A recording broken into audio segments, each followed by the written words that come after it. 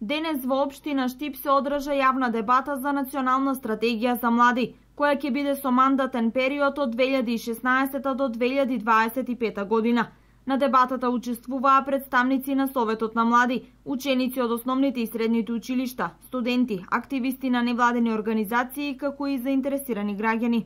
Многу често во нашите излагања велиме дека младите се нашата иднина. Јас велам не, напротив, младите се тука и сега и сите заедно како институции, како засегнати страни мора да работиме во насока на решавање на проблемите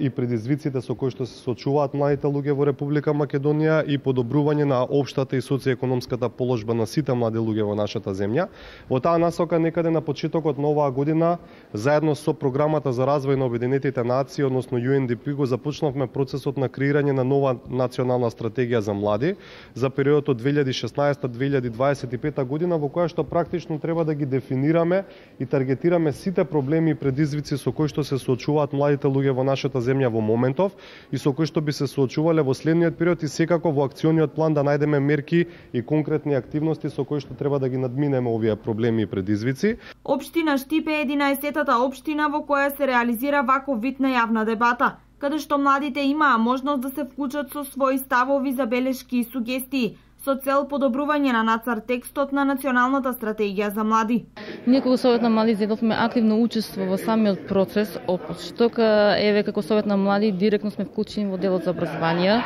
Иако ова стратегија опфаќа огромен план и повеќе точки, ние како Совет на млади дававме предлози токму како може да се подобри образованието и образовниот процес и на локално ниво и пред на државно ниво. Се надевам дека ваквите активности ќе продолжат и во иднина, значи досега имаме координирано состаноци и во Скопје, како и одлична соработка со самата агенција за млади и спорт. И се надевам дека токму овој документ ќе биде почетокот и ќе биде подлога за успешно спроведување на стратегија на млади, како и дефинирање на улогата на младата личност во општеството. Конечната верзија на овој нацрт план предвидено е да заврши до крајот на годината, а веќе од јануари следната година се очекува да започне и нејзината реализација.